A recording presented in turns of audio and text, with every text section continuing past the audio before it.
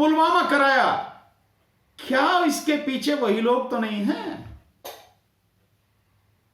बहुत लोग कहने की कोशिश नहीं कर रहे हैं। पता नहीं, मुझे नहीं पता कि हिम्मत नहीं है उनकी ये कहना नहीं कह पा रहे हैं कि जिन्होंने पुलवामा कराया और पुलवामा हत्याकांड का जिन्होंने लाभ लिया चुनाव में, क्या वही तो इसके पीछे नहीं है?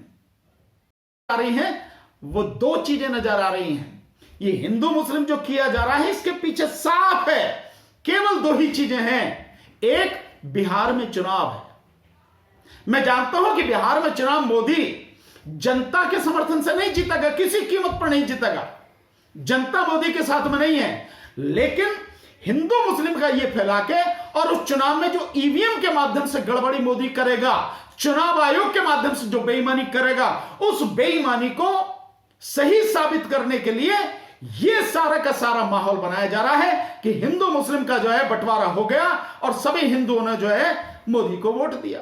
ये सारी चीजें की जा रही हैं। जो मुसलमानों के प्रति एक नफरत, उसको भड़काने की लगातार कोशिश की जा रही है। इस सब का फायदा उठाने वाला कौन है?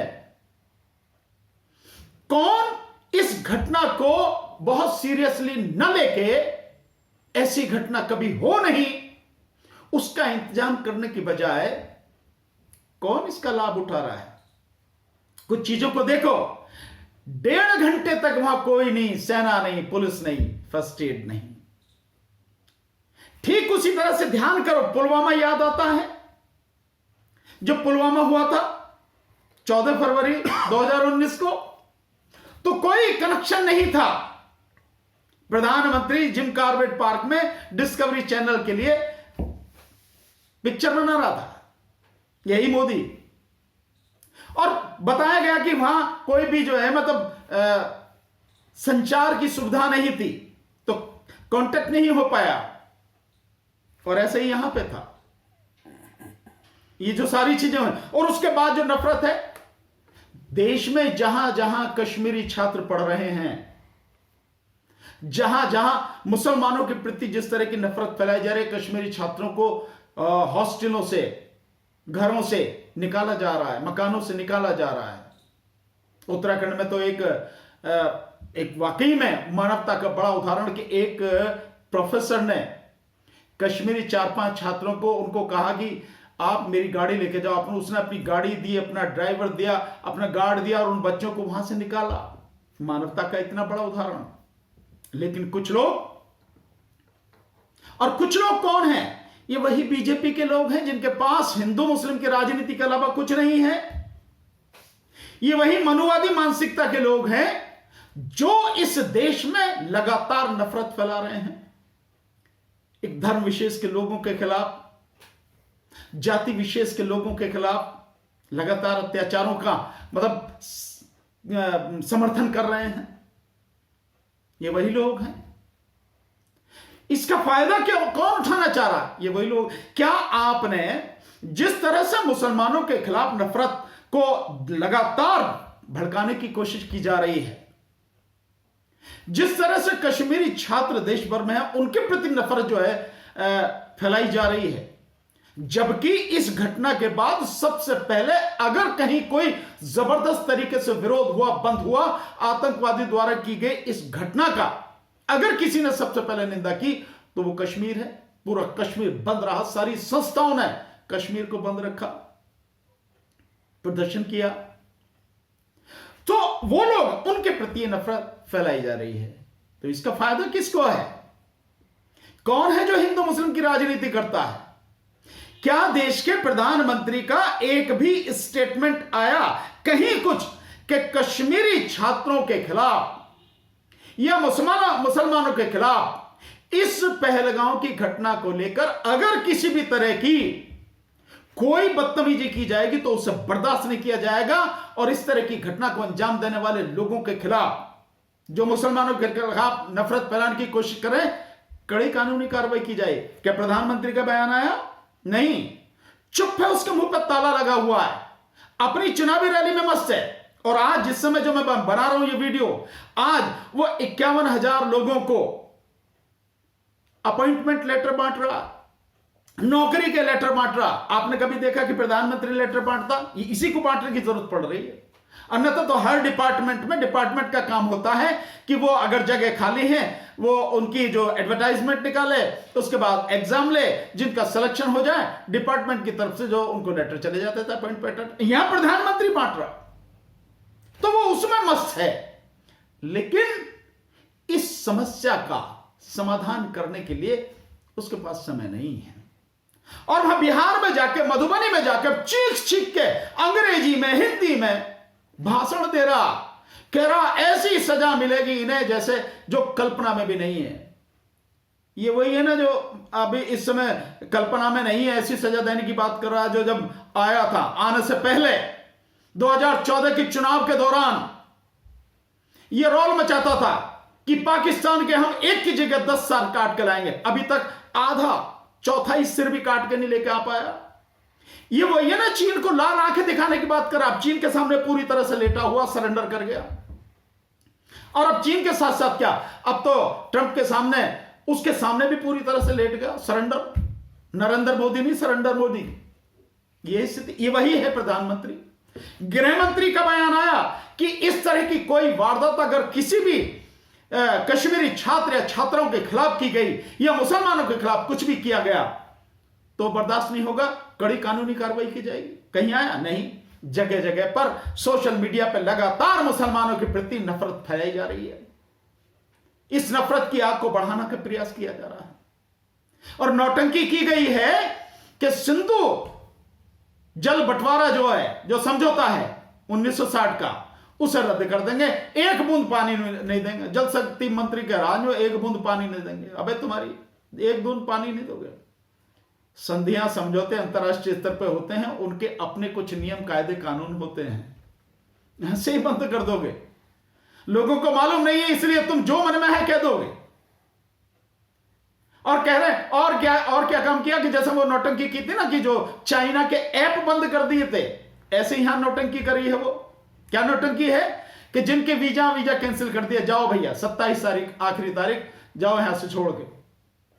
और कल सभी राज्यों के मुख्यमंत्री को निर्देश दे दिए कि पाकिस्तानी लोग जो रह रहे हैं उनको ढूंढ के यहां से निकालने का काम करो। ये कर रहे हैं। और कर दिया कि जो राजनयिक हैं जिनकी संख्या 55 थी उसे घटा के 30 कर दिया। इससे क्या उखाड़ा लोगे तुम? क्या उखाड़ा लगा इससे? हकीकत बात यह है कि अगर गहराई में जाके आप देखोगे तो जो इसका फायदा उठा रहे हैं, जिन्होंने पुलवामा कराया, क्या इसके पीछे वही लोग तो नहीं हैं? बहुत लोग कहने की कोशिश नहीं कर रहे हैं। पता नहीं, मुझे नहीं पता कि हिम्मत नहीं है उनकी ये कहना नहीं कह पा रहे हैं कि जिन्होंने पुलवामा कराया और पुलवामा हत्याकांड का जिन्होंने लाभ लिया चुनाव में, क्या वही तो इसके पीछे नहीं है? एक बहुत बड़ी चीजें, न केवल ये चीजें कि 1.5 घंटे तक कोई नहीं था, प्रधानमंत्री वहां नहीं गया, प्रधानमंत्री चुनाव रैली में गया, जो हिंसा, जो मुसलमानों के प्रति नफरत फैला रहे उनके प्रति कोई कार्रवाई की वो नहीं है किसी भी तरह की। और साथ में जो चीजें नजर आ रही हैं वो 2 चीजें नजर आ रही हैं। ये हिंदू मुस्लिम जो किया जा रहा है इसके पीछे साफ है केवल 2 ही चीजें हैं। एक, बिहार में चुनाव है। मैं जानता हूं कि बिहार में चुनाव मोदी जनता के समर्थन से नहीं जीतेगा, किसी कीमत पर नहीं जीतेगा। जनता मोदी के साथ में नहीं है, लेकिन हिंदू मुस्लिम का यह फैला के और उस चुनाव में जो ईवीएम के माध्यम से गड़बड़ी मोदी करेगा, चुनाव आयोग के माध्यम से जो बेईमानी करेगा, उस बेईमानी को सही साबित करने के लिए यह सारा का सारा माहौल बनाया जा रहा है कि हिंदू मुस्लिम का जो है बंटवारा हो गया और सभी हिंदुओं ने जो है मोदी को वोट दिया। ये सारी चीजें की जा रही हैं। तो एक तो बिहार का चुनाव, ये सारी की सारी चीजें जो कहते हैं ना, लोग कहते हैं कि खुदा किसी ने देखा नहीं लेकिन पहचाना जाता है, इस तरह की बात कहते हैं। तो आप इन सारी चीजों का जब गहराई से अध्ययन करेंगे तो सच्चाई कुछ और नजर आएगी। सच्चाई बड़ी कड़वी है और अपराधी कोई और है। और इसमें भी कोई शक वाली बात नहीं हो सकती, या इसमें भी आप इसको भी नकार नहीं सकते हैं कि कहीं ये पाकिस्तान और भारत की सरकारें दोनों मिलके यही तो सब कुछ नहीं करा रही हैं। यह भी हो सकता है पब्लिक को मूर्ख बनाने के लिए, अपने राजनीतिक फायदे के लिए, क्योंकि पाकिस्तान की जनता भी, जो पाकिस्तान के हुक्मरान हैं, उनसे बहुत परेशान है, और ऐसे ही भारत का हाल है। तो कहीं अपनी राजनीति के लिए ये दोनों ने मिलकर तो कुछ नहीं किया। ये भी हो सकता है, एक सवाल है, ये जवाब मिलने चाहिए इन सारी चीजों के। और एक और बड़ा कारण है कि वक्फ का जो कानून है, जो इस समय भारत के सर्वोच्च न्यायालय ने सुप्रीम कोर्ट में पेंडिंग है, जिस पर 5 मई को सुनवाई होने की बात है, क्या इसके पीछे यह भी तो एक कारण नहीं है? क्योंकि जिस तरह से चीफ जस्टिस ऑफ इंडिया, उन्होंने इस मुकदमे की, वक्फ के कानून के जो मसले में, जब मुकदमा वो चल रहा है कोर्ट में, जो सवाल पूछे हैं, विशेषकर ये सवाल कि भाई मेरे, आप दूसरे के धर्म में कैसे हस्तक्षेप करोगे? कहीं इसके पीछे ये साजिश तो नहीं है? और उसके बाद जिस तरह से सुप्रीम कोर्ट को गाली दी गई, सुप्रीम कोर्ट को सुप्रीम कोर्ट तक कहा गया है, सुप्रीम कोर्ट के जजेस को गाली दी गई, और निशिकांत जो ऐसे पाल रखे हैं, बीजेपी ने, मोदी ने पाल रखे हैं, निशिकांत दुबे जो एमपी है, वो तो ये कह रहा है कि संविधान को खत्म कर देना चाहिए, धार्मिक स्वतंत्रता का ये जो है, ये प्रावधान ही खत्म कर देने चाहिए। तो संविधान को खत्म करने की बात कर रहा। तो क्या इसके पीछे ये सारी चीजें तो नहीं हैं? चुनाव, सुप्रीम कोर्ट, और बल्कि वो तो निशिकांत तो ये कह रहा, इतना बड़ा आरोप चीफ जस्टिस ऑफ इंडिया पर, भारत के मुख्य न्यायाधीश पर किसी ने नहीं लगाया। निशिकांत दुबे, बीजेपी का जो एमपी, वो कह रहा है कि इस देश में जितना भी गृह युद्ध हो रहा है, उसके लिए जिम्मेदार chief justice of India Sanjeev Khanna है। ये नाम लेके बता रहा, नाम लेके कह रहा है, नाम लेके आरोप लगा रहा है। और आगे ये कह रहा है कि जो धर्म युद्ध हो रहा है, धार्मिक युद्ध हो रहे हैं, उसके पीछे सुप्रीम कोर्ट है। मतलब आप सारी चीजों को देखो, आप समझने की कोशिश करो। इसलिए ये वीडियो बनाना पड़ा, इसलिए आपके सामने आना पड़ा, इसलिए आपको सारी बातें बतानी पड़ी। यही एक चीज और बता रहा हूं साथियों, मोदी जो कहता है वो करता नहीं, और जो करता है वो किसी को पता नहीं लगती। और मोदी जो कहता है और जो नहीं कहता, जो कहता है उसको समझने की कोशिश तो करो ही करो, लेकिन जो नहीं कहता उसको ज्यादा समझने की कोशिश करो, तभी चीजें समझ में आएंगी, अन्यथा चीजें समझ में नहीं आएंगी। और यहां एक चीज और मैं कहना चाहूंगा, मुझे विपक्ष से वाकई में बहुत दुख के साथ मुझे कहना पड़ रहा है कि विपक्ष ने इस देश की जनता को बहुत निराश किया है। मतलब मोदी की चाल में आ गए, मोदी की चाल में आके सर्वदलीय मीटिंग बुलाई और उसमें चले गए, और आपने कह दिया कि सरकार जो करेगी हम उसमें समर्थन देंगे। अबे सरकार जो करेगी वो समर्थन देंगे, सरकार को तुम्हारी जरूरत क्या है? सरकार तो पहले ही कोई भी कानून लाती, कोई भी बिल पास कराना होता है, तुम बैठे रहते हो, तुम्हारे विरोध के बावजूद भी सब करा लेते हैं। तो अभी भी मोदी कर ही लेता, अभी भी सर्वदलीय बैठक की उसे क्या जरूरत थी? अपने आप ही कर लेता जब सब कुछ कर ही रहा है तो। लेकिन नहीं, इस बार अगर कोई बात होगी तो वो सारा आपके कंधे पर रखकर, विपक्ष के कंधे पर रखकर, विभिन्न दलों के नेताओं के कंधे पर रखकर बंदूक चलाने की बात है। इस चीज को समझने की जरूरत है। अफसोस कोई इसको समझा नहीं। मोदी गया वहां मधुबनी में रैली में, और राहुल गांधी गए वहां कश्मीर उन लोगों से मिलने जो इस घटना में घायल हैं। वो कश्मीर गया और वो वहां गया। आप देख रहे हैं फर्क? और बड़ी बड़ी बातें, लंबी चौड़ी बातें मधुबनी में, अंग्रेजी में, हिंदी में दुनिया को बता रहा। भाई क्या बतावे दुनिया को? दुनिया जाने तेरे विषय में भाई सब कुछ। सो मेरा कहना यह है सिर्फ आपसे, चीजों को समझो। और मैं इस देश के लोगों से सबसे हाथ जोड़ के निवेदन करता हूं, इस देश को मोदी के अनुसार दंगों की आग में झोंकने की कोशिश मत करो, इससे किसी को फायदा नहीं है। इससे तमाम लोगों को, देश में हर समाज को, हर जाति धर्म के लोगों का नुकसान होगा। अलग बात है कि किसी का कम होगा, किसी का ज्यादा होगा, लेकिन होगा सबका नुकसान। और मजे लेंगे मोदी जैसे लोग और मोदी की पूरी चंडाल चौकड़ी जो इस देश को तबाह करने के लिए लगी हुई है। ये सब लोग मजे लेंगे, होगा और कुछ नहीं। इस चीज को समझो। और मैं मुस्लिम समाज के भाइयों से एक हाथ जोड़ के निवेदन करूंगा, बहुजन समाज के लोगों से भी हाथ जोड़ के निवेदन करूंगा, इस घड़ी में बहुजन समाज के लोगों से और इस देश के उन तमाम लोगों से जो इस देश के संविधान में, इस देश के लोकतंत्र में, इस देश के भाईचारे में, न्याय में विश्वास करते हैं, सारे के सारे मिलकर इकट्ठे साथ रहो। और किसी भी हालत में सरकार और सरकार के ये जो गुंडे हैं, जिस तरह से इस देश में हिंदू मुस्लिम करने की कोशिश करें, इसको कामयाब मत होने दो। मुस्लिम समाज के साथ पूरी ईमानदारी से, पूरी ताकत के साथ खड़े रहो। और मुस्लिम समाज से भी निवेदन है, इनके उकसावे में मत आना, इनके बहकावे में मत आना। तुम्हारे भी अगर कोई नेता इनकी चाल में शामिल हैं, उनके भी बहकावे में मत आना।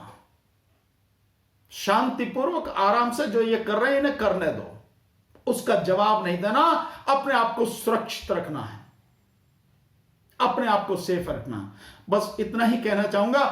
चलते चलते सिर्फ एक बात और कहना चाहूंगा, इसी में जोड़ देता हूं, विषय अलग है पर जोड़ देता हूं कि जो वक्फ का कानून है उस पर तो और डिटेल में बात करूंगा, पर एक चीज बताए दे रहा हूं, वक्फ का कानून केवल और केवल मुस्लिम समाज की जमीन को हड़पने का एक घिनौना कानून है, मुस्लिम समाज की जमीन को। और इसके साथ साथ मुस्लिम समाज की नहीं, इस वक्फ कानून की आड़ में मुस्लिम समाज की जमीन के साथ साथ इस देश के दलितों की, आदिवासियों की और इस देश के ओबीसी की जमीन को हड़पने का भी एक घिनौना षड्यंत्र है।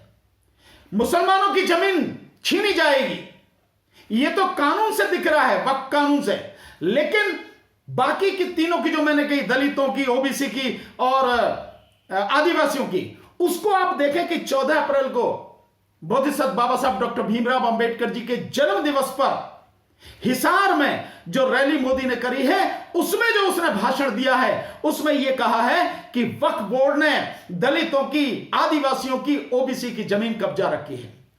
इसी से समझ जाओ आप कि कब्जा रखी, इसका मतलब उसको कब्जे से निकालने के लिए वक्फ बोर्ड का नाम लेकर दलितों की, आदिवासियों की जमीन छीनी जाएगी और उसे अपने अंबानी, अडानी और जो इनके यार हैं उनको दी जाएगी।